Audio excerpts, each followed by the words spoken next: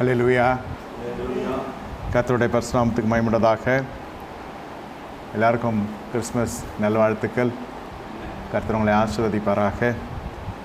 அதே சமயத்தில் ஆவிக்குரிய ஜனங்கள் உடைய வாழ்க்கையில் காணப்பட வேண்டிய கிறிஸ்மஸ் என்ன என்பதை இந்த காலை வேளையிலே சொல்ல நான் கடமைப்பட்டிருக்கிறேன். அதனால்தான் ஆலயத்தில் எந்த அலங்காரமும் இல்லை.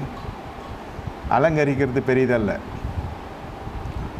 அலங்கரிக்கிறது மிக எளிமையான காரியம்.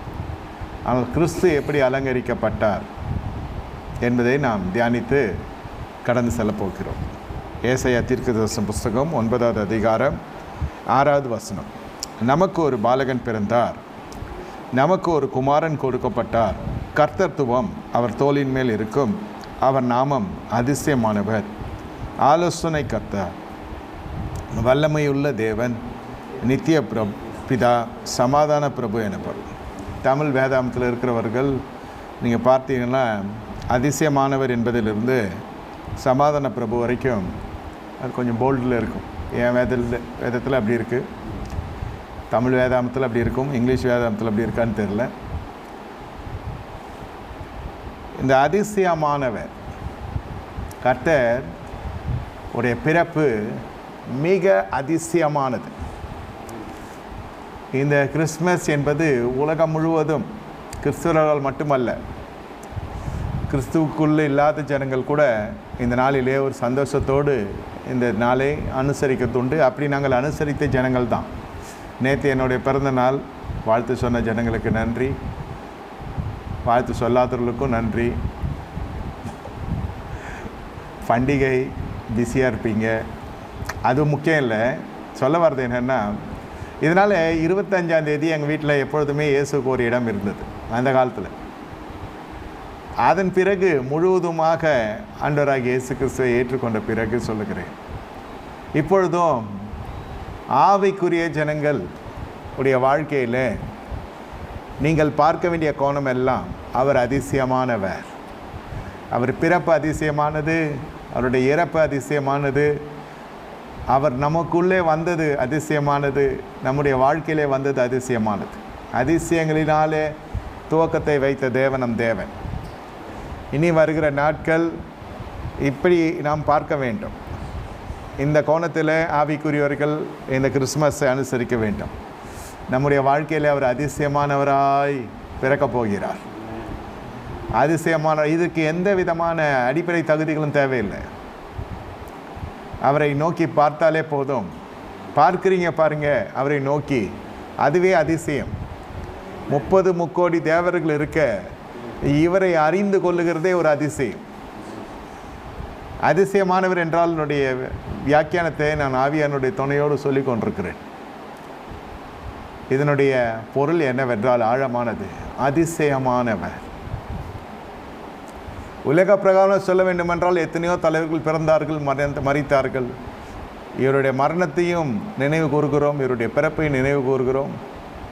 உலக சரித்திரத்தை 2ஆக பிரித்து போட்டது, கிறிஸ்துக்கு முன் கிறிஸ்துக்கு பிறகு என்று. வாழ்ந்ததோ 33.5 ஆண்டுகள் தான், செய்த தேவ பணியும் 3.5 ஆண்டுகள் தான். ஆனால் இன்று வரை அந்த வாசம் வீசிக்கொண்டே இருக்கிறது. இது ஒரு அதிசயம் தானே. அதிசயமானவர் என்றால் அதனுடைய முடிவே கிடையாது. அதிசயங்கள் உங்கள் வாழ்க்கையில் துவங்க ஆரம்பிக்கிறது. அதிசயங்கள், அதிசயமானவராய் கர்த்தர் எழுந்தருளுகிறார். கன்னி மரியாளுடைய வயிற்றிலே தோன்றினர் ஒரு அதிசயம். மனுஷர்களால் அது உருவாக்கப்பட்ட கரு அல்ல, இது பரிசுத்தாவினாலே உண்டாக்கப்பட்ட கரு. பரிசுத்தாவினாலே உண்டாக்கப்படுகிற சந்தோஷம் ரோமர் 14வது அதிகாரத்தில் 17 முதல் 20 வசனம் வரை சொல்லப்படுகிறது. தேவனுடைய ராஜ்யம் புசித்தலும் குடித்தலும் அல்ல, அது நீதியும் சமாதானமும் ஆவியினால் உண்டாகும் சந்தோஷமும் ஆமே. ஆகையால் இன்று அடித்து புசிக்கிறவர்கள் விடுமுறை நாளிலே நம்ம எல்லாம் என்ன செய்வோம்? விரும்பினதை உண்ணுவோம், தவறில்லை. அடித்து புசிங்க, இன்று சந்தோஷமாக இருங்க. ஆனால் ஆவியினால் உண்டாகிற சந்தோஷம் என்று இருக்க வேண்டும். உங்களுக்கு இந்த அதிசயமானவராய் கர்த்தர் வெளிப்பட வேண்டும் என்றால் நீதியினாலே, சமாதானத்தினாலே, ஆவினால் உண்டாகிற சந்தோஷம். இந்த நாளிலே உங்களுக்கு சமாதானம் இருக்க வேண்டும். நாளுக்கென்று இந்த நாள் விசேஷமான நாள் என்று எடுத்துக்கொள்வதை காட்டிலும் we have no biblical records for Christmas. இதையே நான் சொல்ல கடமைப்பட்டிருக்கிறேன். வேதாம ரீதியாக எந்த விதமான அடையாளங்களும் எழுத்துப்பூர்வமான சாசனங்களும் எழுதப்படவில்லை. டிசம்பர் 25ஆம் தேதி இயேசு பிறந்தார் என்று எல்லாம் கூட்டி கணித்து பார்த்து பனிக்காலம் எருசலேமிலே என்றெல்லாம் கணித்து தான் அன்றிலிருந்து இன்று வரை தொடர்ந்து கொண்டிருக்கிறது. கிறிஸ்தவர்கள் என்றே அப்போஸ் நடவடிக்கைகள் தள்ளி தான் அந்திரேய பட்டணத்தில் தான் அது ஆரம்பிக்கப்படுகிறது. கிறிஸ்தவர்கள் என்றே ஆரம்பிக்கப்படுகிறது. அதனால தான் நிறைய பேர் சொல்லுவாங்க இது 2000 வருடங்களுக்கு முன்பு தோன்றின மதம் என்று சொல்லுவார். இது அப்படி பார்த்தால் ஒர்க் அவுட் ஆகாது. ஆவிக்குரியவர்கள் இன்று எனக்கு பிறந்திருக்கிறாரா? புசித்தலுக்கும் குடித்தலுக்கும் திரளான ஜனங்கள் முக்கியத்துவம் கொடுத்து 2 வாரத்துக்கு முன்னே ரோஸ் குக்கியெல்லாம் ரெடி ஆகின்னு இருக்கும். நான் வெளிநாடுகளில் இந்த நாளிலே இருந்து ஊழியம் செய்த காலத்தில் மிக கோலாகாலமாக இருக்கும். அதாவது வான்கோழிகளெல்லாம் நவம்பர்லேருந்து வளர்க்க ஆரம்பிச்சிருவாங்க. சில நாடுகளில் அப்படி தான், தவிர சரி என்று நியாயத்தீர்ப்பு இல்லை. குடித்தலுக்கும் புசித்தலுக்கும் முக்கியத்துவம் கொடுக்கிற நாள் இன்று என்று உலகம் அது கண்கட்டி இருக்கிறது. புசிக்க வேணான்னு சொல்ல, ஆனால் எதுக்கு முக்கியத்துவம்? அவர் அதிசயமானவர். இந்த நாளில் இருந்து நம்முடைய வாழ்க்கையில் அதிசயங்கள் நடைபெறுவதற்கு அடுத்த வார்த்தை சொல்லுகிறது ஆலோசனை கர்த்தா. பேசுகிற தேவன் அவர். நான் பேசினால் எல்லாரும் கேட்பார்கள் என்பதை விட அவர் பேசி நாம் கேட்கிற ஜனங்களாக மாற வேண்டும். ஆவிக்குரிய ஜனங்களுடைய கிறிஸ்துமஸ் இப்படி தான் இருக்க வேண்டும். ஆலோசனை. இது காலம் வரை தேவனுடைய ஆலோசனை ஏற்றுக்கொள்ளாத ஜனங்க. ஏன்னா அவங்க முழுவதும் விழா கோலத்தில் இருக்கும். கிறிஸ்மஸ் என்றால் என்ன? நம்ம ரோஸ் குக்கி செய்யணும், பச்சனங்கள் செய்யணும், பலகாரங்கள் செய்யணும், அக்கம் பக்கத்தில் இருக்கவங்க கொடுக்கணும், சந்தோஷம் ஐயா, நல்லா அடித்து புசிக்கணும். இந்த வருஷத்தில் ஒரு நாள் இதோடு நம்மளுக்கு எந்த பண்டிகையும் கிடையாது என்பது அவருடைய கருத்து. அதனால் இந்த நாளிலே மெய் மறந்து செயல்படுகிறவர்களும் உண்டு. இந்த ஆண்டிலே இந்த நாள் மட்டும்தான் ஆலயத்துக்கு வருகிறவர்களும் உண்டு. ஆனால் என்னமோ துரதிருஷ்டம் பாருங்கள், இந்த நாள் இளம் கூட வரல.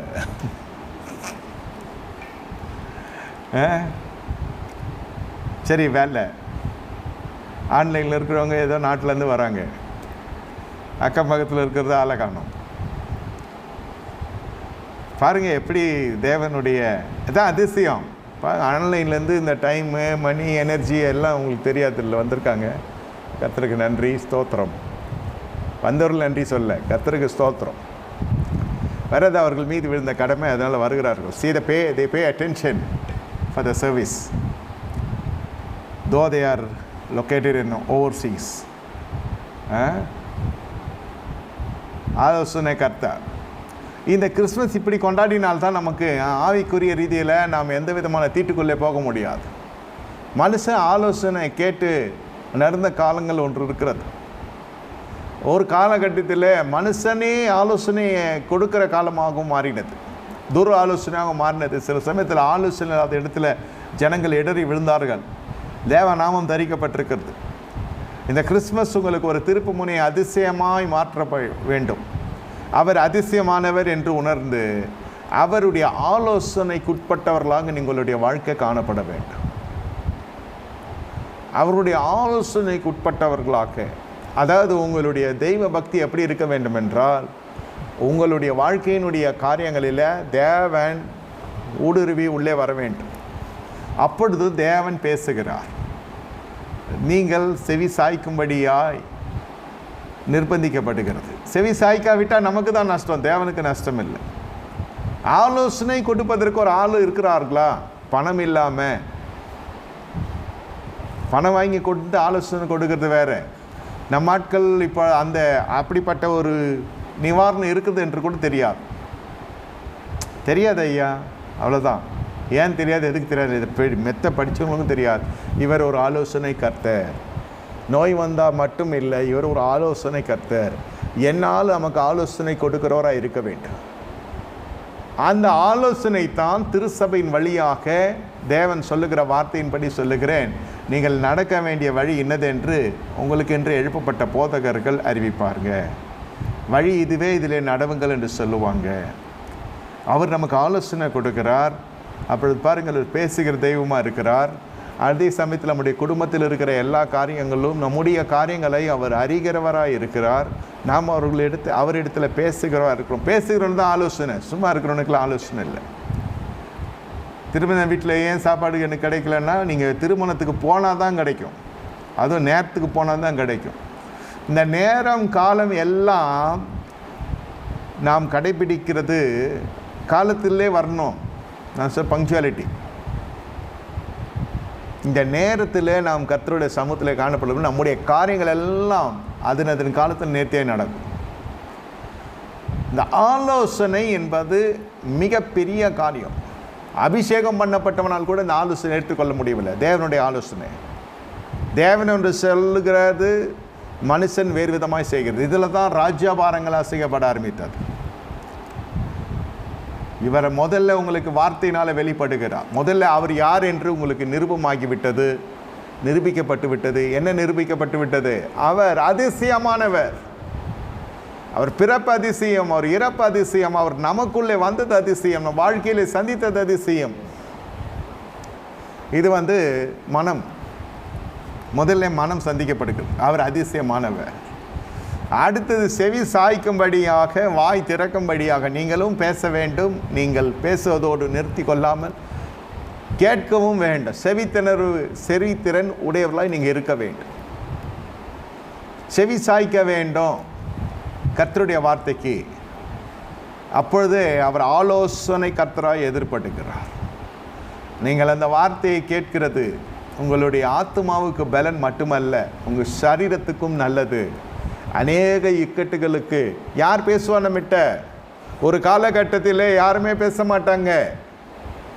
நம்முடைய வாழ்க்கையில் சில சறுக்குதல்கள், சில தோல்விகள், சில காரியங்கள், மனுஷன் முகத்தை திரும்பி பார்க்க மாட்டோம், மனுஷன் முகத்தை பார்ப்போம். அந்த முகம் நல்லா இருக்கிற வரைக்கும். கொரோனா வந்துச்சு, எத்தனை பேரோட பேசுனா? எல்லாம் முகமூடி கட்டிட்டு ஓடிக்கொண்டிருந்த காலம். தகப்பனுடைய பிரேதத்தை பிள்ளைகளை அடக்கம் பண்ண பயந்த காலம். கொரோனா அன்பு என்னது என்று உறுதிப்படுத்தியது. அந்நியனெல்லாம் ஓடி உதவி செஞ்சான். அக்கம் பக்கத்தில் இருக்கவங்கலாம் உதவி செய்வாங்க, உறவினர்களாக இல்லாதவங்க சொல்கிறேன். ஆனால் சொந்த வீட்டார் ஒவ்வொருவரும் மாய்த்து கொண்டாருங்க. ஏன்? என்னை இத்தனை வருஷம் பராமரித்தேன், அந்த குடும்பத்தை ஒருத்தனும் என்னை பார்க்கல. ஏன்னா அந்த நோய் அவனுக்கு ஒட்டிக்கோன்னு சொல்லிட்டாங்க. நோய் வந்த புதுசு. அதனால் சில பேர் நோயாளிகள்லாம் தற்கொலை செய்து மாண்டு கொண்டாங்க. செத்தவன் யாரும் சாதாரண ஆள் கிடையாது, எல்லாமே நட்சத்திரங்கள், வானத்தின் பிரகாசிக்கிற நட்சத்திரங்கள். தொழில் ரீதியாக சொல்கிறேன், பிரபல்யங்கள் சொல்கிறேன். அந்த பிரகாசத்தினால் பல குடும்பங்கள் போஷிக்கப்பட்டது. ஆனால் இந்த குடும்ப தலைவனுடைய மனசில் வந்துச்சு, என்னை எல்லோரும் கைவிட்டுட்டாங்க.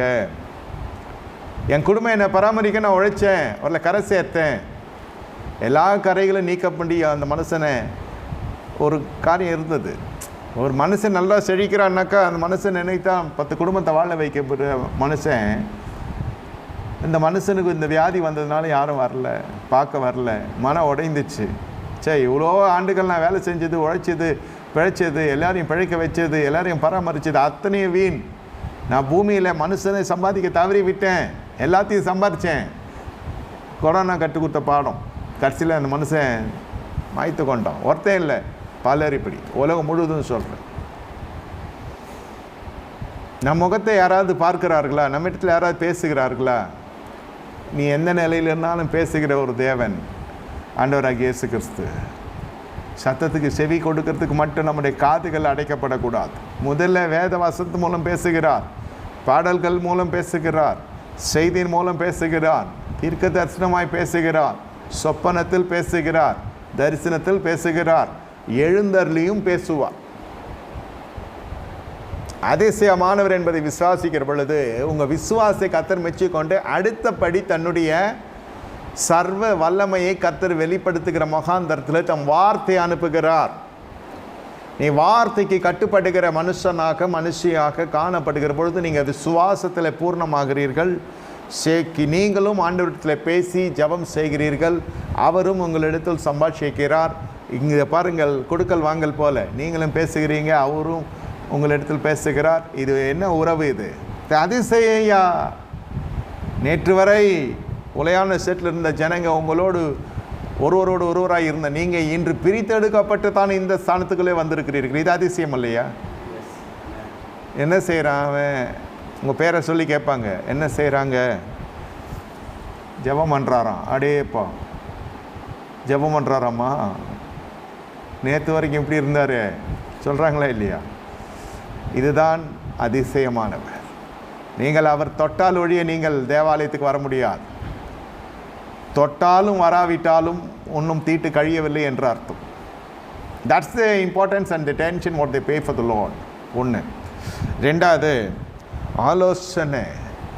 மூன்றாவது ஆலோசனை கேட்கிற மனுஷனிடத்தில் தேவன் இன்னும் அதிகமாய் தம்முடைய வல்லமை வெளிப்படுத்துகிறார். இவரை குழந்தையாக பார்க்காதீங்க, அதனால தான் இங்கே போல்டு பண்ணி வச்சுருக்கான். பாலகன் பிறந்தார் என்னமோ லைட்டு ஃபாண்டில் இருக்குது. பாலகனாக பார்க்காதீங்க, அவர் அதிசயமானவர், அவர் ஆலோசனை கர்த்தர், அவர் வல்லமையுள்ள தேவனாய் மாறுகிறார். பாருங்க, வல்லமையுள்ள தெய்வமாய் மாறுகிறார். வல்லமை சங்கீதம் 68 வாசிக்கிறோம் 11. வல்லமை என்னுடையது. 3 தரம் நான் கேட்டேன். வல்லமை என்னுடையது, கர்த்தருடையது. வல்லமையுள்ள தேவன். இந்த இடத்துல தான் அந்த வல்லமைக்காக சபை, வல்லமை ருசிக்கிற சபை என்று சொல்லுவாங்களே, இந்த சபையில் வல்லமை வெளிப்படுது. அதுக்கு காரணம் முதல்ல இந்த சபையார் என்ன செய்கிறாங்க? அதிசயமானவர் என்று ஏற்றுக்கொள்ளுகிறாங்க. அடுத்தது அவர் சத்தத்தை கேட்கிறாங்க, அவருடைய சொற்களை கேட்கிறாங்க, அவருக்கு செவி சாய்க்கிறாங்க. இது இந்த ஆலோசனை கர்த்தர் என்ற இடத்துல புறஜாதியாக இருக்கிற ஜனங்கள்லாம் பரிசுத்த ஜாதியாக வருகிறாங்க. நம்ம எல்லாம் புறஜாதிகள் தான். கர்த்தருடைய ரத்தத்தினால் நம்ம பரிசுத்த ஜாதியை மாற செய்தார். அதோடு தலைமைத்துவத்தை கொடுக்கிறார். இந்த கனெக்ஷன்ஸ் இல்லைன்னா, அதாவது இந்த இணைப்பு துண்டிக்கப்பட்டுரும். எப்படின்னா, நீங்களும் பேசணும், அவரும் பேசணும். அவர் பேசாமல் நீங்கள் மட்டும் பேசிட்டு இருந்தீங்களாலும் அது ஓடாது வண்டி. இல்லை அவரே பேசிட்டு இருந்து நீங்கள் பாட்டு உங்கள் வேலையை பார்த்து போயிட்டு இருந்தீங்களாலும் வண்டி நின்றோம், நீங்கள் வரமாட்டீங்க. இது ஒரு உறவு. நீங்கள் ஆண்டவரை வழிபடுகிறீர்கள் என்றது மட்டுமல்ல, அவர் தெய்வம் மட்டுமல்ல, நம் குடும்பத்தில் அவர் ஒரு பரம தகப்பனாக, சகோதரனாக, குடும்பத்தில் அங்கத்தினராக அவர் நம்முடைய கூடாரங்களில் உலாவிக் கொண்டிருக்கிறார். இவர் யார்?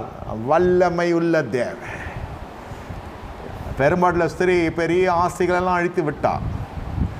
என்னிலிருந்து ஒரு வல்லமை புறப்பட்டது என்ன என்று அவர் கேட்கிறார்.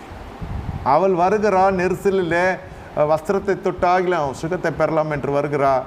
வஸ்திரத்தை தொடுகிறார். தண்ணியிலிருந்து ஒரு வல்லமை புறப்பட்டு போனதை இயேசு அறிகிறார். பிரியமே ரூபவதியே, உன் வாழ்க்கையில் அந்த வல்லமை படுகிறதா? வல்லமை உங்கள் தேவைகளுக்கு மட்டும் இல்லை, வல்லமை ராஜ்யத்தின் தேவைக்கு வல்லமை ஒன்று சந்திக்க வேண்டும். நம்முடைய தேவைக்கு ஜபங்களுக்கு பதில் வந்தாலே, தேவைகள் சந்தித்தாலே போதும். வல்லமை வருதோ இல்லையோ, வளம் வந்தால் போதும். ஃபீஸை கட்டணும், வீட்டை கட்டணும், எதெல்லாம் கட்டணுமோ அதுக்கெல்லாம் வந்துச்சுனாலே என் ஜபம் கேட்கப்பட்டாலே போதும். அல்லேலூயா. நான் சொல்கிறது இது உலக பிரகாரமாக இருக்கிற ஜனங்க செய்கிற ஜபம். நம்முடைய வாழ்க்கை ஆவிக்குரிய கண்ணோட்டம் எப்படி இருக்க வேண்டும் என்றால், ஆண்டவரே உம்முடைய வல்லமையை நான் காண வேண்டும். இது தாகம். விசுவாசம், ரெண்டாவது கீழ்ப்படிதல், இது மூன்றாவது தாகம். தாகம் இருந்தால் தான் வல்லமையை ருசிக்க முடியும். நோய் இருந்தால்தான் என்று உலகம் சொல்லும். இப்போ எதுக்கே போகிற? எல்லாம் தான் நல்லா தானே இருக்கிற, என்ன கேடுகாலம் உனக்கு, இப்போ எதுக்கு அங்கே போகிற, சும்மா இருக்க மாட்டே நீ? குடியை கெடுக்கிற திரும்ப பேர் இருக்கான், ஏன் போகிறேன்னு. வர்றவனே டிஸ்டர்ப் பண்ணுறதுக்கு கொஞ்சம் பேர் இருந்தால் கூட அதெல்லாம் தாண்டி வர்றது தான் நம்ம சவால். அது வேறு விஷயம். நான் சொல்கிறது, இந்த இடத்துல வல்லமையில் தேவன் தாகமாக இருக்கணும். அதுக்கு தான் முதலே சொன்னேன், இந்த தாகம் என்ன ரோஸ் குக்கி, தாகம் என்ன சோமாசு, தாகம் என்ன அதிர்சம், தாகம் என்ன பிரியாணி, இதெல்லாம் முன்னே ஒரு ஐடியா. எந்த விதத்துலையுமே நான் அது குறை சொல்லலை. இத்தனையும் எங்கள் வீட்லேயும் வருது, எல்லாம் கொடுக்குறீங்க, நான் சாப்பிட தான் போகிறேன், இல்லைன்னு சொல்லுவேன். ஆனால் தாகம் என்பது அதன் மீது இருக்கிறது. How much effort you are taking for shopping and all the purchases. கறிக்கடையிலேருந்து நம்ம உடுத்துகிற வஸ்திரம் வரைக்கும் எவ்வளோ ஆயத்தம், என்ன ப்ரிப்பரேஷனு. பசங்க அக்டோபர்லேருந்தே அடி போட்டோம். நம்ம பசங்கள்லாம் ஞானவான்கள், அபிஷேகம் பண்ணப்பட்டவர்கள். ஏன்னா அவன் தெரியும், அப்பாவை அக்டோபர்லேருந்து அசைச்சாதான் ஏதாவது உதுரும். கடைசி நேரத்தில் போனால் வாழ்க்கையை நம்மளுக்கு ரொம்ப பெரிய பிரச்சனை ஆகிடும். அவன் கூடவே வரான் இல்லையா, பயப்படாதே பயப்படாதே நம்ம சொல்லி சொல்லி அவன் யாருக்கும் பயப்படுறதில்லை பிள்ளைங்க இப்போ. அதனால் ஆரம்பம், அப்புறம் வீட்டம்மா எல்லாம் சேர்ந்து டிசம்பர் 25க்கு முன்னாடியே அது மனசில் ஒரு வழியை பண்ணி வைக்காத மரம்லாம் வச்சு அதில் சிங்காரிச்சு நம்மால் ஒவ்வொரு அலங்காரத்துக்கும் எகிறோம். அப்படியே ஆடி போய் என்ன பண்ணுறது, குடும்பம் சேர்ந்த மாதிரி பண்ணால் என்ன பண்ணுவார் பாவம். என்ன பண்ணுவாருன்றதை விட என்னென்னலாம் பண்ண முடியுமோ எல்லாம் பண்ணுதுங்க இல்லையா. அப்புறம் அவங்க கூட படித்தவங்க எல்லாம், அவங்க கூட வாழ்ந்தவங்க, நட்பு எல்லாம். இந்த வல்லமை என்பதிலே தாகம் இருக்க வேண்டும். பிள்ளைகளுக்கு என்ன தாகம் இருக்கிறது, இதெல்லாம் நீ கொண்டாடி தீரணும் ஐயா. விடக்கூடாது அப்பா, என்ன மனைவி விடக்கூடாது, இந்த மனுஷனை சும்மா விடக்கூடாது. இப்படியெல்லாம் இதெல்லாம் ஒரு தாகம்னு சொல்ல வரேன். எல்லாத்துலேயுமே ஜெயம் எடுத்துடுறாங்க இல்லையா. எப்படியோ அந்த முழு இரவு ஆராதனையிலே டிசம்பர் 31 வர்றப்போ தான் தெரியும் குடும்பஸ்தர்கள் குடும்ப தலைவனும் இதில் போய் மாட்டிக்கணும் எல்லாம் என்னென்ன சொல்கிறான்னு. செலவு சொல்கிறேன். அந்த அப்போ பார்க்குறப்ப தான் பிரதாபமாக இருக்கும் எல்லாரோட முகத்தையும். கிறிஸ்மஸ்க்கெல்லாம் அன்றைக்கி தான் தெரியும். மாம்ச ரீதியாக கொண்டாடுறப்ப என்ன ஆகும், இதெல்லாம் நடக்கும். இதுக்கு ஒரு தாகம், அந்த தாகம் ஜெயிக்கப்படுகிறதுன்னு சொல்ல வரேன். நியாயமாகவே சொல்கிறேன். என்னங்க ஒரு கேக் வாங்கி சாப்பிட்றது வருஷத்தில் சாப்பிடாதே இருக்கிற மாதிரியும் 364 சாப்பிடாதே இருக்கிற மாதிரியும் இந்த ஒரு நாள் தான் நம்ம சாப்பிட்ற மாதிரியும் ஒரு பிக்சர். முகம் அப்படி பரதாமல் இருக்கும். இன்றைக்கி யார் வீட்டில் சாம்பார் வச்சிங்களா, உருளைக்கிழங்கு வச்சிங்களா, அல்லேலூயா. பொல்லாத மனுஷனாக இருக்கார் பாஸ்டர்ன்னு. சாப்பிட்றதில்ல ஜெயம் எடுக்கிறோம் இல்லையா. தகப்பன் இடத்துல எப்படியே வாங்கிடுறீங்க இல்லையா, தட்ஸ் த டெக்னிக். அந்த மாதிரி இந்த தகப்பன் இடத்துல தாகத்தை வளர்த்து கொள்ளுங்க. இது கேட்டால் வராது வல்லமை. இனிஷியேட்டிவ்ஸ், முயற்சி. உங்களுக்கு இந்த 25 வருஷம் முடியறதுக்குள்ள அடுத்த கிறிஸ்மஸுக்குள்ளே ஆண்டவரே உடைய வல்லமை நான் காணணும் ஐயா. அதனால தான் ஆண்டவர் சொன்னார், தேவ சித்தம் செய்வதான் எனக்கு ஆகாரமாக இருக்கிறது. Don't pay attention for this food. Pay attention for the will of God to fulfill in your life. பரிசுத்தமாக இருந்தால் தான் இந்த ஸ்டாண்டர்ட் வரும். இது உண்ணுதலும் குடித்தலும் புசித்தலும் அடித்தலும் தேவனோட ராஜ்யம் அல்ல என்று சொல்லுறதுக்கான காரணம் இதுதான். நீதியும் சமாதானமும் ஆவியினால் உண்டாகிற சந்தோஷம்னா இந்த பக்கம் வரணும். ஆண்டவரே உடைய வல்லமை நான் காணணும். நான் ஊழியக்காரன், அந்த ஊழியம் செஞ்சால் தான் அதெல்லாம் இல்லை. உங்களுக்கு வல்லமை தேவை. வல்லமை இல்லாமல் நம்மளால் வாழ முடியாதுன்ற அந்த கண்ணோட்டத்தில் நீங்கள் கர்த்தரை பார்க்கணும். கட்டாயம் தாரும். இது அபிஷேகம் இல்லை நான் சொல்கிறது, அபிஷேகத்துக்கும் மேலே வல்லமையுள்ள தேவனாய் கர்த்தர் எழுந்திருக்கிறார். அந்த வல்லமையை கொடுத்த உடனே தேவன் என்ன செய்கிறார், அவருடைய சாயலும் தரிக்கப்படுகிறது. கனிகள் எல்லாம் கிரியை செய்ய ஆரம்பிக்கும். வரங்கள் மட்டும் இல்லை, கனிகள் கிரியை செய்யும். நேற்று இருந்த வாய் இன்னைக்கு இருக்காது. நேற்று உரையாடின சம்பாஷணை இன்று இருக்காது. ஏன் இருக்காது? கர்த்தர் உள்ளே வந்திருக்கிறார். வாழ்க்கைக்குள்ளே அவருடைய வல்லமைக்கு நம் பங்காளராக இருக்கிறோம். வல்லமை இருந்தால் தான் ஊழியம் செய்ய முடியும் என்று சொல்கிறது உண்மை. நான் என்ன சொல்கிறேன், ஊழியம் செய்கிறீங்களோ இல்லையோ, வல்லமை இருந்தால் தான் வாழ முடியும்னு நினைக்கணும். என்ன வல்லமை, எதிர் மீது வல்லமை வேணும். நம்முடைய சொந்த சரீரத்து மீது வல்லமை வேணும். நம்முடைய சுபாவ கிளைகள் மீது வல்லமை வேணும். நீங்கள் 1ஆம் தேதி தீர்மானம் எடுக்காதீங்க, கோபத்தை விடுறேன், சண்டையை விடுறேன் திருவிருந்துக்கு முன்னாடி. இப்பொழுதே எடுக்கணும். எப்பொழுது எடுக்கணும்? You must take a decision today. இன்று இயேசு உண்மையிலே பிறந்திருக்கிறாரா? என் வார்த்தையில் பிறந்திருக்கிறாரா? என் செய்கையில் பிறந்திருக்கிறாரா? என் வழிகளில் பிறந்திருக்கிறாரா? அது நம்ம ரொம்ப யோசிக்கணும். ரோஸ் குக்கி, சோமாஸு, பிரியாணி, கேக்கு இது நம்ம செய்யலைன்னா கூட வீடு தேடி வந்துடும். அது எப்படிங்க? அது எப்படி? அது என்ன வார்த்தை பேசுகிறீங்க? இந்த கிறிஸ்மஸில் நீங்கள் இப்படி கொஞ்சம் யோசிச்சு பாருங்கள். ஆண்டவரே, உங்களுடைய வல்லமை எனக்கு தாரும், உங்களுடைய வல்லமையில் நான் எழும்பணும். நோய் இருக்கிறவ தான் வல்லமை வந்து தட்டா அவளோடு போயாச்சு. ஆனால் அந்த வல்லமையை சந்திக்கப்பட்டவர்கள், இயேசு அந்த வல்லமையை சந்தித்தார், பிதாவினுடைய வல்லமையை சந்தித்தார். அவர் பிதாவின் குமாரன் என்பதனால் மட்டுமல்ல, ஞானஸ்தானம் எடுக்கிற வரைக்கும் தச்சனுடைய மகனாக இருக்கிறார். ஞானஸ்தானம் எடுத்த உடனே பரலோகம் இணைக்கப்படுகிறது. நீங்கள் பார்ப்பீங்க, தேவாவியான ஒரு புறாவை போல வருகிறார். இயேசுவின் தாழ்மையை பாருங்கள். யார் இடத்துல யார் வந்து ஞானஸ்தானம் எடுக்கிறது அப்படின்ற ஒரு சூழ்நிலை வருகிறது. அவர் சொல்லுகிறார், எல்லா நீதியை நிறைவேற்றி இப்பொழுது இடம் கொடு. என்ன? எல்லா நீதி, தேவராஜ்யத்தின் நீதி. எவ்வளோ பெரிய ஒரு வார்த்தை அது. யோவான் சார் சொல்லுகிறார், உங்களுடைய செருப்பு பாத ரட்சியினுடைய வாரை தொடுவதுக்கு எனக்கு தகுதி இல்லை ஐயா.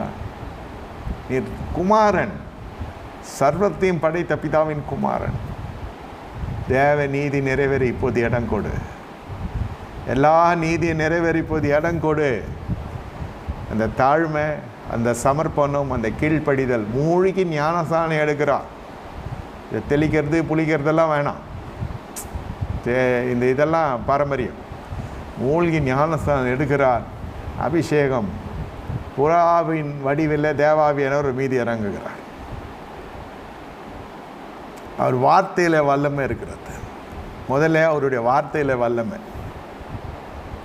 வார்த்தை, இந்த வார்த்தையை மனுஷனிடத்தில் முதல்ல பேசலை. இந்த அபிஷேகம் வந்த உடனே ஆவியானவராலே வனாந்தரத்துக்கு நடத்தப்படுகிறார். அங்கெல்லாம் என்ன நடந்துச்சுன்னு உங்களுக்கு தெரியும். முதல் சோதனையே இந்த அப்பத்தின் சோதனை. அதுதான் சொல்கிறேன், புசித்தலும் குடித்தலும் தேவராஜ்யம் அல்ல. பண்டிகை தான், உலகம் கொண்டாடுகிற பண்டிகை. என்ன, நான் இல்லைன்னு சொல்லலை. அவருடைய பிறப்பை நினைவு கூறுகிற இடத்துல தயவுசெய்து இதை நினைவு கூறுங்க. எனக்கு அதன் மீது ஜெயம் இருக்கிறதா? கிறிஸ்து பிறந்திருக்கிறாரா? கிறிஸ்து பிறந்திருக்கிறார். எங்கே? பெத்லஹேமில் மாட்டுக்கொட்டையிலன்னு சொல்லுவான். அது இல்லை, எனக்குள்ளே பிறந்திருக்கிறாரா? வேதம் சொல்லுகிறது, முன்னணியில் கடத்தினாருன்னா இவன் மாட்டுக்கொட்டையில் பிறந்துட்டாருன்றான். எவ்வளோ இறக்கி சொல்ல முடியுமோ அவ்வளோ இறக்கி சொன்னால் அப்புறம் என்ன செய்யறது? மாளிகையில் பிறந்தாருன்னு சொல்ல, நான் என்ன சொல்கிறேன், நம்ம உள்ளத்தில் பிறந்தாரா? நம்முடைய இல்லத்தில் பிறந்தாரா? இல்லத்தில் எப்படி பிறக்க முடியும்? பக்கத்தில் கணவனுக்கும் மனைவிக்கும் பெரிய பிரச்சனை. இது தனியாக ஒரு சபைக்கு போகும், அது தனியாக ஒரு சபைக்கு போகும். இது கிறிஸ்துமஸ் கொண்டாடும், அதுவும் கிறிஸ்துமஸ் கொண்டாடும். இது கொண்டாடுதல். பரலோகம் உங்களுக்கு மறு உத்தரவு கொடுக்க வேண்டும். இந்த கொண்டாட்டத்தில் வல்லமை வந்து சந்திக்கிறது. அவர் வாயின் வார்த்தைகள் வல்லமையானது. முதல் சோதனையே அப்பத்தில் ஜெயம் எடுத்தார். பசி, 40 நாட்கள் 40 இரவுகள் சாப்பிடவில்லை. பிசாசு சொல்லுகிறான், கற்களை அப்பமாக மாற்றும் என்று. என்னையே இந்த நாளில் பிசாசுன்றீங்க? இல்லை, இது ஒன்று உட்காந்து சாப்பிட்னு இருக்கோம் நம்ம நேரத்தை, நம்முடைய காலங்களை. அதற்கு நீங்கள் வாயின் உங்கள் வல்லமை உடையவர்களாக இருப்பீர்கள் என்றால், வல்லமை தரித்து கொண்டீர்களா என்றால், உங்கள் வாயில் இருக்கிற வார்த்தைகளே வல்லமை புறப்படும். வாயின் வார்த்தை தான். பிசாசுக்கு அவர் மறு உத்தரவு எப்படி கொடுத்தார்? பிதாவின் குமாரனாக இயேசு கிறிஸ்துவாக கொடுத்தார். அப்புறம் ஆராதனை வரைக்கும் வருகிறது இந்த பிரச்சனை. இப்படி ஆராதி, அப்படி ஆராதி, இது செய், அது செய், அப்பாலே போ சாத்தான் என்று கடிந்து கொள்ளுகிறார். என்ன சொல்லுகிறேன் என்றால், வல்லமை இருந்தது என்றால் உங்கள் வாழ்க்கையில் சத்ருக்கு இடம் இல்லை. பஞ்சம் என்ற சத்ருக்கு இடம் இல்லை. நமக்கு குறைகள் நிறைவாக்குறது கர்த்தர். அந்த குறைவுக்குள்ளே இவன் வந்து உள்ளே புகுந்து எதையும் பெருசாகிடக்கூடாது. Somebody should not take advantage in your lackings. Today it is lacking, tomorrow it will be overflowing. இன்னைக்கு குறைவு இருக்கிறது, நாளைக்கு நிறைவாக்கப்படும். அது நம்ம நடந்துக்கிறத பொறுத்து தான் இருக்குது. குறையே பெருசாக, குறைக்காக போய் எங்கேயாவது இறையாயிடக்கூடாது. இது எல்லாம் தான் அந்த வல்லமை செய்து உங்களை தடுத்தாட்கொள்ளும். அந்த வல்லமை என்பது சாத்தானுக்கும் உனக்கும் இடைவெளி இருந்தால்தான் அந்த வல்லமை உங்களுக்கு கொடுக்கப்படும். நீ கை கோர்க்கப்பட்ட வாழ்க்கை வாழுகிற பொழுது வல்லமை இருக்காது. வாழ்க்கை இருக்கும். உங்களுக்கு அறிவு இருக்கும், உலக பிராணம் அறிவு இருக்கும், தேவ ஞானம் தூரமாக இருக்கும். தேவனுடைய செய்கையை காண முடியாது வாழ்க்கையில். முதல் அதிசயம் நம்ம ரட்சிக்கப்பட்டது, அதுதான் அதிசயம். முதல் அதிசயமே அதுதான். அதுக்கப்புறம் பெரிய அதிசயம் எதுவும் நடக்கலைன்னா நம்ம இந்த படிவத்துக்குள்ளே வரலன்னு அர்த்தம். growth, வளர்ச்சி. நித்திய பிதாவாய் கர்த்தர் பார்க்கணும். என்றென்றைக்கு அவர்தான், என்றென்றைக்கு அவர்தான், நமக்கு எக்காலமும் அவர்தான். நித்திய பிதா என்றால் இதற்கு பிறகு வேறு தேவனே இல்லை, அவரே அல்லாமல் வேறு யாரும் இல்லை. இந்த வல்லமை உங்களை இணைக்கும். உங்கள் கிருபை கர்த்தரிடத்தில் இணைக்கிறது, அவருடைய வார்த்தை தேவ சமூகத்தில் இணைக்கிறது, அவருடைய அபிஷேகம் உங்களை மறுபடியும் இணைக்கிறது. see how many compartments, எவ்வளோ இணைப்புகள் பாருங்கள். கிருபை, விசுவாசம், வார்த்தை, அபிஷேகம், இப்பொழுது வல்லமை. விசுவாசிக்கு அப்படியே தருகிறார். அப்புறம் உங்களுடைய மனப்பான்மை, மனக்கண்கள், நித்திய பிதாவாய் அவரை காண்கிறீர்கள். நித்திய பிதா, நித்தியத்தின் மீது ஒரு அறிவு வருகிறது. இந்த வல்லமை என்ன செய்யும்? ஊழியத்துக்கு மட்டுமே இல்லை, இந்த வல்லமை உங்களை பரலோகத்தில் இருக்கிற தேவனோடு முகமுகமாய் தரிசிக்க செய்யும். உங்களுடைய நமக்கு குறைவுகளுக்காக தேவ சமூகத்தில் வந்த நாம் இப்பொழுது என்னவாய் மாறுகிறோம்? தேவனோடு இணைக்கப்பட்டவர்களாக, தேவ சமூகத்துக்கு தூரமாகாதவர்களாக, கிட்டி சேரவர்களாய் காணப்படுகிறோம். அதான் வல்லமை. அந்த வல்லமை தேவனுடைய மன ரம்யம், தேவனுடைய சுபாவம், இவை அனைத்தும் ஒரு நதியை போல நம்முடைய வாழ்க்கையில் ஓடும். பொறுமையின் உச்சகட்டமாக மாறுவீங்க. நானா, நீங்கள் தானா என்று எல்லாரும் ஆச்சரியப்படுகிறவர்களுக்கு. ஏன்னா நித்திய பிதாவாய் நீங்கள் அவரை பார்க்குறீங்க. அந்த நித்தியத்தை குறித்த அறிவு வரும். இப்பொழுதெல்லாம் நமக்கு ஜபம் முழுவதுமே குறைகளை நிறைவாக்கி கொள்வதுக்கு தான். அதை முடிச்சோன்னே ஆமேன்னு சொல்லிட்டு போயினே இருக்கிறோம். இந்த ஃபீஸை கட்டணும், அந்த லோனை கட்டணும், car loan, credit card, housing loan, அதுக்கப்புறம் வந்தவன் போனவன் சின்ன கடன், பெரிய கடன். நம்ம சொல்கிறேன், இதெல்லாம் டைரியில் எழுதி வச்சுட்டு இதை முடித்தோடனே ஜபமாக ஆமேன்னு முடிச்சுட்டு போயிடுவோம். இந்த கடன், இது இஎம்ஐ தான் போயிருக்கு, இன்னும் முதல்ல அடையலை. அடுத்த மாதமும் இந்த ஜபம் கண்டிப்பாக பண்ணுவோம். நம்மளால் இந்த கடன் இருக்கிற வரைக்கும் பண்ணுவோம். இந்த குறைகள் நிறைவான உடனே ஆளை காணும். இந்த படிவங்கள் எல்லாம் இந்த கிறிஸ்மஸிலே அழிந்து போக வேண்டும். கடனும் ஒழிந்து போக வேண்டும். உங்கள் மனநிலை இனி நித்தியத்தோடு இணைக்கப்பட வேண்டும். பூமியில் தான் இருப்போம், ஆனால் நித்தியத்தோடு நீங்கள் you need to get connected to the supremacy, almighty power. நித்திய பிதா. நித்தியத்தை குறித்த அறிவு, சத்தியம் இருந்தால்தான் நித்தியத்துக்குள்ளே அறிவு உள்ள வர முடியும். சத்திய மார்க்கத்தை சேர்ந்தால் தான் நீங்கள் ஜீவ மார்க்கத்துக்கு போக முடியும். சத்திய மார்க்கம் என்று சபையின் பேரில் சத்தியத்துக்குள்ளே வருகிறத சொல்கிறேன். பாத் ஆஃப் ட்ரூத், இது இருந்தால் தான் ஜீவ மார்க்கம். நித்திய பிதா. இந்த நித்தியத்தினுடைய அறிவு வரப்பொழுது அவர் உங்கள் வாழ்க்கையில் எப்படி இருக்கிறார்? சமாதான பிரபுவாக இருக்கிறார். சாலமோனுடைய நாட்கள் முழுவதும் யுத்தம் இல்லாமல் கடந்து செல்லும்படி கர்த்தர் கிருபை பாராட்டினார். இனி வருகிற நாட்கள் எல்லா யுத்தங்களையும் கர்த்தர் அமர்த்தி போடுகிறார். குடும்ப தகராறுகள், கருத்து வேறுபாடுகள், பிரிவினைகள், சொத்து தகராறுகள், இது எல்லாம் இயேசுவின் நாமத்தில் முறிக்கப்படும். எல்லா வழக்குகள், வாய்தாக்கள் எல்லாம் முறிக்கப்படும். சத்துருக்கள் உன்னை கண்டு பயப்படுவார்கள். ஆவியானவர் சொல்லுகிறதை சொல்லுகிறேன். ஏனென்றால் இந்த நித்தியத்தினுடைய கிருபை இறங்குறது. நல்லா புரிந்து கொள்ளுங்கள். This message is not regular message as it is been preached all these years. வசனம் என்னமோ நீங்கள் கேட்டிருப்பீங்க. நித்தியத்தை குறித்த அறிவு என்பது வேறு. மோசே பாருங்கள், போயிட்டு அந்த அக்கினியை பார்க்கிறார். இங்கே வந்திருக்கிற விசுவாசிகள் அதிகமாக செபித்துக்கிட்டு வந்திருக்கிறேன். ஒவ்வொரு விசுவாசிக்கும் தனிப்பட்ட விதத்தில் ஒரு தனிப்பட்ட ஆவிக்குரிய ஒரு அனுபவம் வர வேண்டும். நம்ம அப்படி தான் கிறிஸ்மஸ் கொண்டாடணும். உங்களுக்கு அழுத்திருக்கோம், எல்லாம் பார்த்தாச்சு. இந்த நாளிலும் சமாதானம் குலைச்சலாக இருக்கிறவர்கள் இருக்கிறாங்க இல்லையா? எல்லாருக்கும் சமாதானம், நான் சொல்கிற சமாதானம் வரணும். நித்தியத்தை குறித்த அறிவு வருகிற பொழுது இயற்கைக்கு மேற்பட்ட காரியங்கள் உங்கள் வாழ்க்கையில் கர்த்தர் தருவார். இயற்கைக்கு மேற்பட்ட காரியம் என்றால் தான் சொல்லுகிறேன்னே, அந்த மனுஷன் அக்கினி அபிஷேகத்தை பார்க்கிறான். எலிசா வந்து எடுத்துக்கொள்ளப்படுகிற தன்னுடைய எஜமானை பார்க்கிறான். தங்க ரதம் வருகிறது, ஒரு ரதம் பரலோகத்திலிருந்து வருகிறது, அதில் ஏறி அவர் கடந்து போகிறார். பார்க்குறான், மேலேருந்து ஒரு சால்வை கீழே விழுகிறது. எலியாவின் சால்வை எலிசாவின் மீது வந்து விழுகிறது. பரலோக அனுபவங்கள் குறித்து கொஞ்சம் கொஞ்சம் சொல்கிறேன். இந்த நாளில் நீங்கள் இதை புரிந்து கொள்ளுங்க. இது பரலோக அனுபவம், பூமிக்குரிய அனுபவம் இல்லை, இது பரலோக அனுபவம். நித்திய பிதாவாய் நீங்கள் பார்த்தால் இந்த நித்தியத்தினுடைய அனுபவங்கள் வரும். என்னென்னமோ கேட்குறோம், கர்த்தர் தரார். நாளைக்கு கழுத்து மேலே கத்தி வருது, இன்றைக்கி ராவெல்லாம் ஜெபம் பண்ணுறோம், இரவெல்லாம் பண்ணுற ஜபத்தில் விடியுங்கிற பொழுது பிரச்சனைக்கும் ஒரு விடியலை கர்த்தர் தருகிறார். இது எவ்வளோ சாட்சிகள் நீங்கள் சொல்லுவீங்க, நானும் சொல்லலாம்.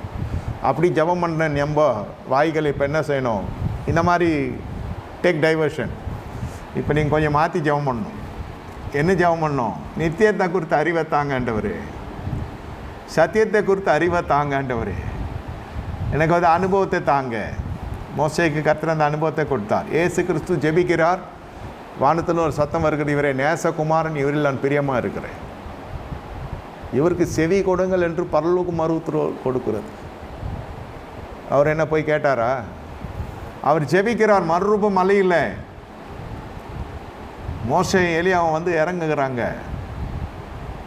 பேதுரு சொல்கிறார், நமக்கு ஒரு கூடாரம் போட்டுடலாம் இங்கேன்னு. சர்ச்சு கட்டுறேன், பில்டிங் கட்டுறேன், இது கட்டுறேன், கட்டுமான பணியிலே இன்றைக்கி ஊழியங்கள் போகக்கூடாது.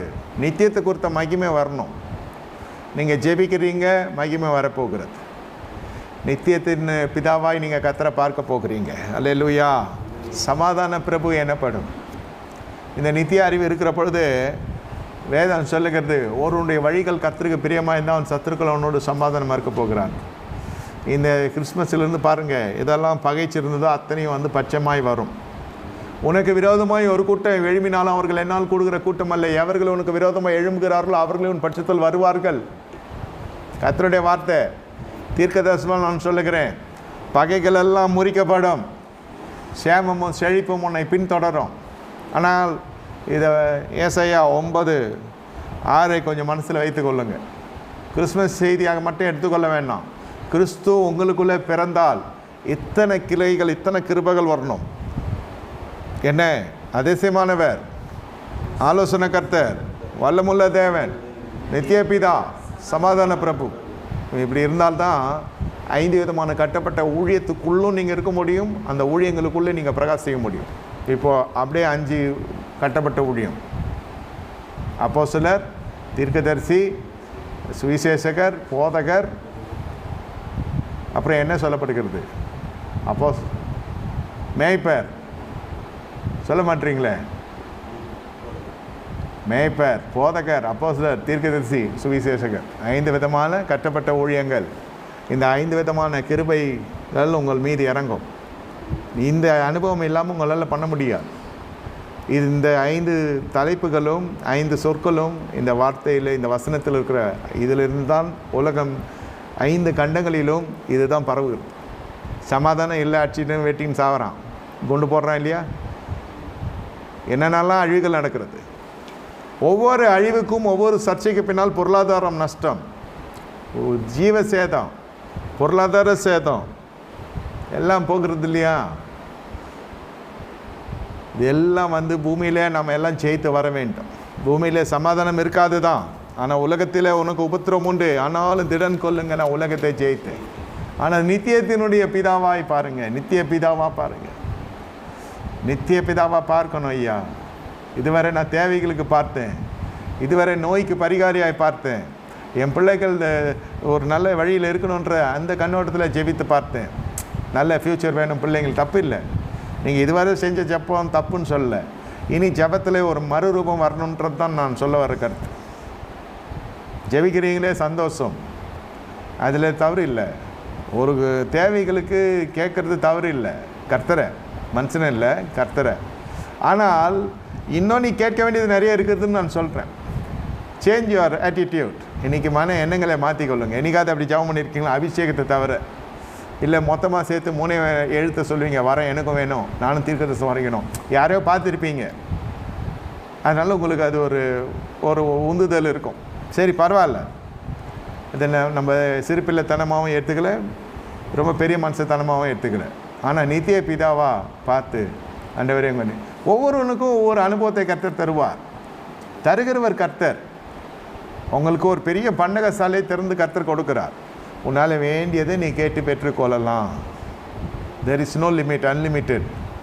இதுவரை பொண்ணு வெளியே கேட்டோம், தேவைகளை கேட்டோம், விடுதலை கேட்டோம், என்ன கர்த்தர் கொடுத்தார். கொடுத்தாரா இல்லையா? அல்லேலூயா. எது நீங்கள் கேட்டாலும் இதுவரை பெற்றுக்கொள்ளாமல் இல்லை, முன்ன பின்ன ஆனாலும் நீங்கள் பெற்றுக்கொண்டிருக்கிறீங்க. அதனால் நான் என்ன சொல்கிறேன், நீங்கள் வருகிற நாட்கள் இந்த 5 வார்த்தைகள் உங்கள் வாழ்க்கையை முழுவதும் மாற்றி போடும். அதிசயமானவர், ஆலோசனை கர்த்தர், வல்லமுள்ள தேவன், நித்திய பிதா, சமாதான பிரபு. கண்களை மூடி கர்த்தரை நோக்கி பார்ப்போமா? ஆண்டவரே, ஸ்தோத்தரிக்கிறோம். இந்த கிறிஸ்மஸ் ஆராதனை எங்களுக்கு ஆழத்தின் மீது ஆழம் கொண்டு போவதாக. புசித்தலும் குடித்தலும் தேவராஜ்யம் அல்ல.